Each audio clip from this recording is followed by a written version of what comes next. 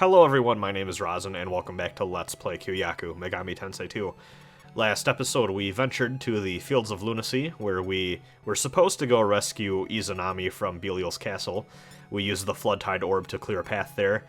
Found Izanami, but unfortunately she had already passed away and decayed, and she was just left as a ghost, and she was not very happy about that and just told us to leave. We did venture to the top of Belial's castle, though, to go beat up Belial, and after killing him, we got another orb, which will let us go to the Lands of Anger, or Lands of Rage. I forget what exactly they're called. We'll have to take a look as we venture back to the Royal Castle. I believe I bitched about this last time, but, God, I really just wish that... Why do I have to go back to the Central Island every time? Just little quality of life feature. It would have been nice. Just let me go between any of these little shrines. It would have been, you know... Saves a couple seconds, you know, on an individual basis, but, you know, that time adds up over the course of a playthrough. And hey, look who it is. It's our old pal Mora. Looking for new tasty treats. Honestly, that's why I would try venturing into hell. I'd be like, yo, I bet they got some good sliders here. No. Not even that big of a fan of sliders. But whatever, they're just tiny-ass burgers. Unfortunately, the Lands of Rage are going to have some poison tiles that we are going to need to take a look out for. And actually going to have some powerful random encounters here, too. You're going to see me struggle against this group of Oni for quite a bit. And they hit pretty hard, all things considered. Maybe not to Takuma and Asuka, because I have them a little bit more armored up, but... I don't know, actually, they're doing pretty good damage to Asuka.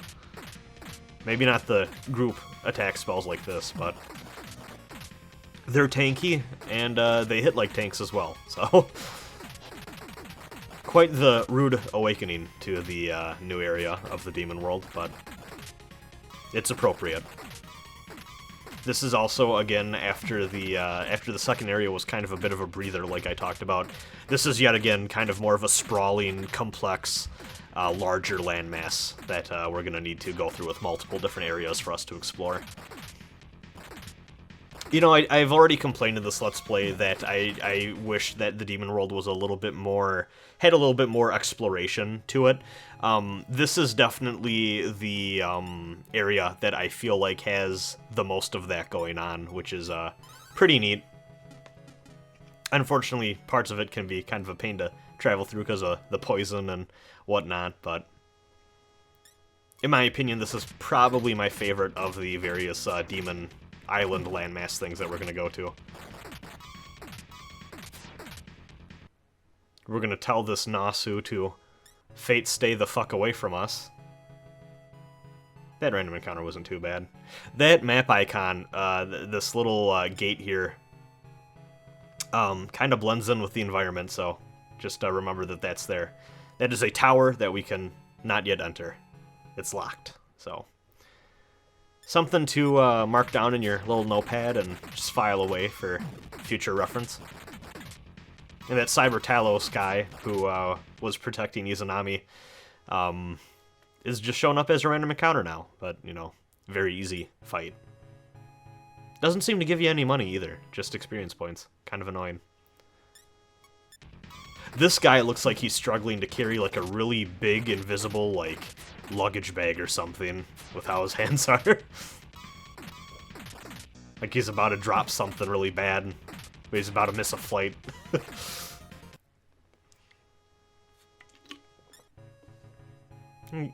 Group gave us a pretty good chunk of experience points too, actually. You can see there's a female shop there for armor and all that. Have the heroine go in there and see what's up. Check out the absurdly priced, but probably very good armor. We'll definitely have to take a look and see. But first, let's see what the town is like. And of course, why don't we get something for our good friend Mora, actually, while we're here? So you can pick a couple different options here, but actually the one we're going to want for Mora is the exotic dinner. There will be a point later on in the game where we need to go back here and pick up something different, but that's not going to be for quite some time. So get that exotic dinner, just pay the 2,000 plus maca, and you're going to be good to go.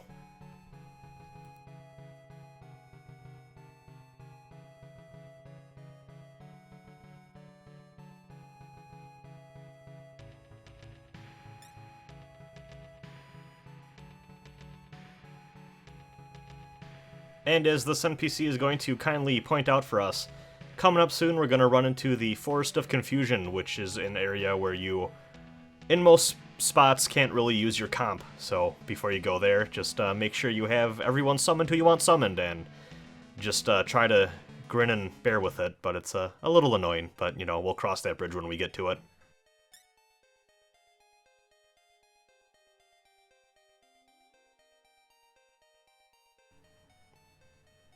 And what this NPC is saying should raise some alarm bells, for those of you who know your demonology, as Malak is often referred to as the god of child sacrifice, or the god most common, or the, not god, but the demon most associated with child sacrifice. So, that's definitely something we should be worried about. As you can see, armor here going to be very pricey, and we cannot afford any of this. Even the God Hand, which, you know, I want fucking Asuka to be able to dragon kick people's ass into the Milky Way, but, you know, we can't always have what we want in these games. So you know what that means? You know what that fucking means? It's time to gamble for money, baby. We're gonna go big and go home. Not go big or go home. We're gonna both go big and then go home with our riches. That's how that works, right? So, let's take a trip over to the arena. Now that we have a couple different archangels helping us out, these aren't gonna be too difficult. Definitely still be a little careful, but you can see Michael's gonna be making quick work of these demons.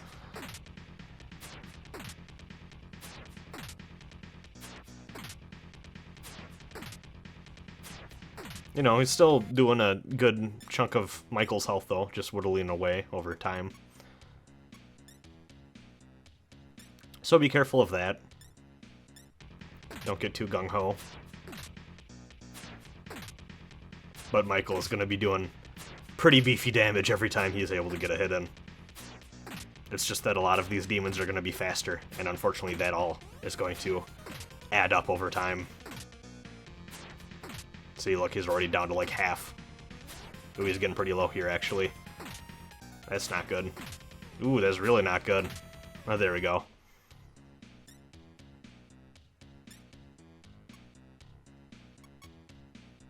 I think at this point we're going to swap him out with Gabriel.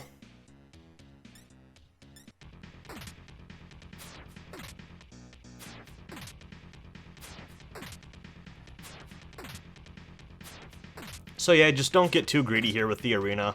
If your demons are starting to run low on HP, just pull out, you know. You don't want to get a bunch of maca and then have to waste it on reviving your demons when they die, especially this late into the game. If you have some good higher level demons, it's just going to be way more expensive to have to revive them, especially if you do it continuously. And whew, look at how close that match was. I think we're going to cut our, you know, take what we got here and cut and run. Still made a profit. Always remember, it is a lot more efficient to get your demons down to low HP than have them die and have to revive them. You can always use your magic to do whatever, you know, in terms of healing them up, but it's a little bit harder to come by revival spells even this late into the game, so. Though who knows, if you have a demon with a revival spell, then the being able to do the fun stuff at the arena is going to be a lot easier for you. Playing some Codebreaker against my will. Doing it for the money. See, look at that shit. I lost. Okay. Let's do 1, 2. Oh, only one hit. All right. Fuck it. That's. Oh shit. Ooh, that was good luck actually. Woo. I got a pretty sick cloak from that too. That's probably why I included that in here. I was like, oh, damn. I was actually pretty lucky. But yeah, by far the most efficient way to get cash in this game is the slot machine here in Bale's Castle. And if you manage to get all 3 of the golden masks, that's 50,000 Maka right there. That is, whew, that's big money. And a Soma, which is going to be useful for some of the tougher fights that we're going to be encountering on our travels. So back at the Angry Village, now that we've gambled for God knows how many hours and got over 300,000 Maka, let's get all this Panzer armor. We are going to turn Asuka into a tank. And of course we gotta get her the God Hand. Shoutouts to God Hand. Good game.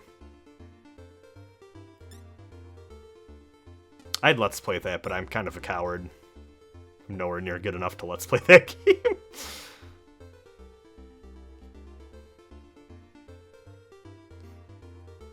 There's also just other character action games I kind of prefer more, but, you know, God Hand is very solid. Very good game. So, just to make a little bit of our money back, we are going to go through and actually sell some of our old equipment, just so we're not completely hurting for cash. Again, remember, these powerful demons are going to be expensive to summon and do all that with, and we want to make sure we have money for healing and all that fun stuff too. But that extra layer of protection for the heroine is definitely going to be noticeable, and going to help us protect our primary healer and just overall, in general, magic user for the rest of the game here. So we got basically one lead, and that's to go over to Malak's temple, but we can't really seem to do anything over here yet, but you may have kind of got this by now.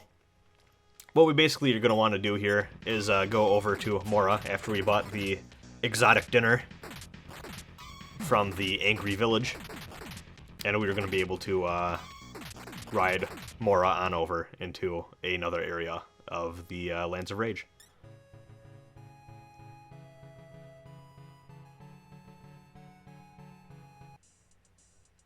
A little silly that they have you go through such a tiny tunnel right there, but whatever floats your boat.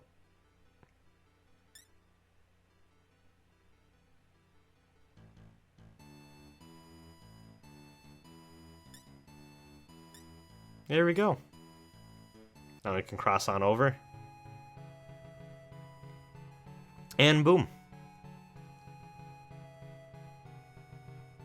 So I know it looks like you can go to that shrine to the bottom left there. You actually can't. They drew this island really fucking weird.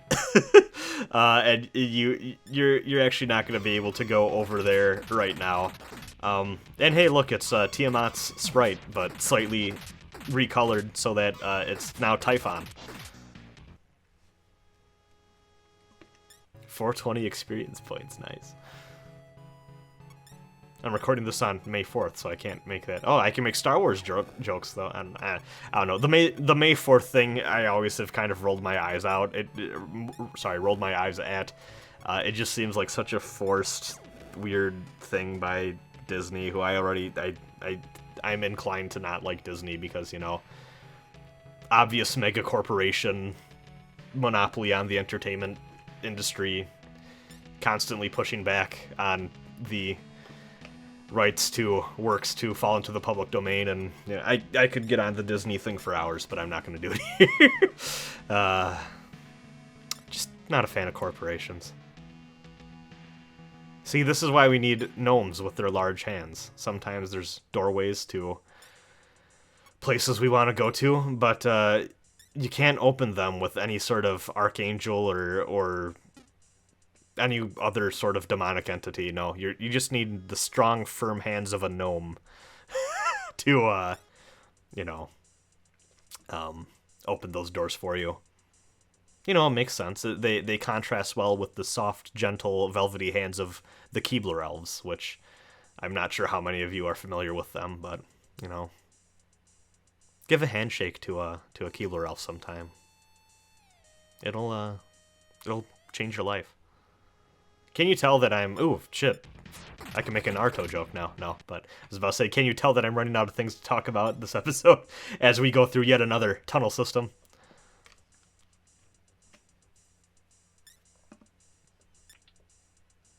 Ironically enough, even though this one kind of looks the most generic earthen type cave out of all of them that we've seen so far, because, you know, the last area had, or the Valley of Despair, the area before the last area had a little bit more of like a blue and greenish type thing going on. Kind of more foresty feeling a little bit. I actually really like the color palette here for the more earthy caverns that we're traveling through. Kind of a shame that they only really seem to have the one staircase image for like going, or, you know, the one for going up and one for going down. Because they kind of clash with the rest of these areas. But, you know, it takes work, and you got to pay someone to go through and draw different staircases for each of these different areas. It probably would have been more of a hassle than they wanted to put in, and most people probably don't really care or even notice. So the purple staircase up and the purple staircase down it is for basically every area in the game. And, you know, that's okay. No point in nitpicking it too hard. These caverns aren't too bad. It's a little easy to get turned around, and towards the end they start to throw in some more teleportation-y style tricks and puzzles that you kind of need to solve and go through a trial and error process for. But other than that, the enemies here are not really any harder than they were on the overworld map leading up to this. So if you're comfortable walking around outside, you should be more than comfortable enough to go through the caverns here. Though, of course, this is also a cavern system leading to yet another dungeon. And we're going to have to fight Echidna here.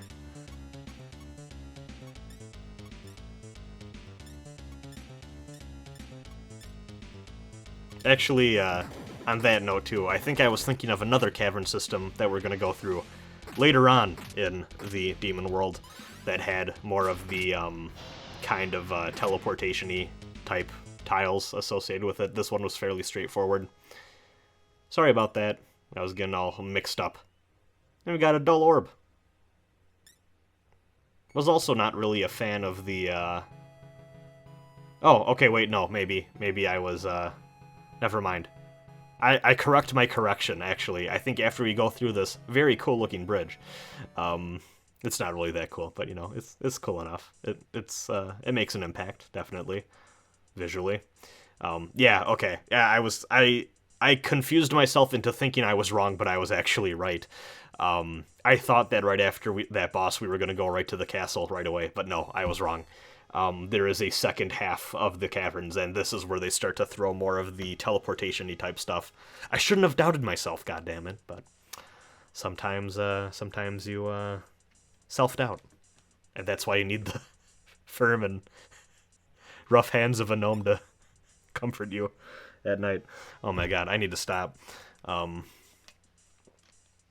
So yeah, but even then, the second half of these caverns, even though they start to throw more... You know, they start to throw more curveballs at you, they're not too bad. Vitality and sense is kind of nice to get. So yeah, you know, these caverns have some good loot too.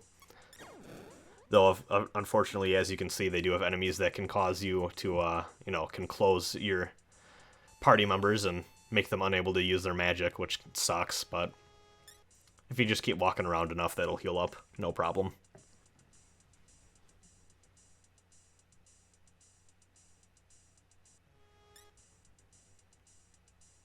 So yeah, like I was saying, these caverns, not too bad. But they're also not too bad, in part because they are a dungeon that leads up to another dungeon, because right after this we're going to be going right to Moloch's temple and pushing his shit in. Though that being said, too, that's kind of made a little more stomachable, I find, due to the fact that these caverns are giving us some pretty good loot so far. We got that Sacred Bell, which is...